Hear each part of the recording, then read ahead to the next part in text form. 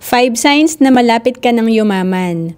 Una is nagbibigay ka ng oras sa financial education. Kasi kapag naintindihan natin yung kung paano mag-ipon, mag-invest, dito mas lalaki at lalago ang pera natin.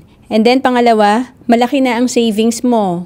Ito yung may peace of mind ka kasi okay naman ang emergency fund mo. May magagamit ka in case of emergency. And then pangatlo, wala kang utang. Kasi pag marami kang utang, talagang ma-stress ka at hindi ka productive. And pang-apat, may asset ka na. Ito yung may multiple investment ka na. And yung investment mo, nagbibigay na rin sa'yo ng passive income. Kaya lumalaki pa yung income mo. And pang-lima, malaki o marami na ang source of income mo.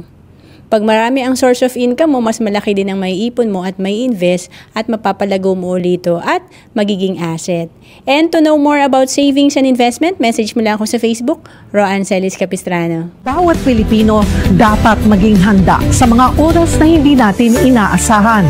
Gaya ng biglaang pagkakasakit, dapat may pondo tayo na magagamit. Sa oras ng pangangailangan, dapat may magmamalasakit.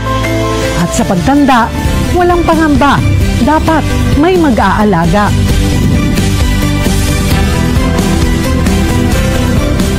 Ganyan mag-alaga ang Kaiser.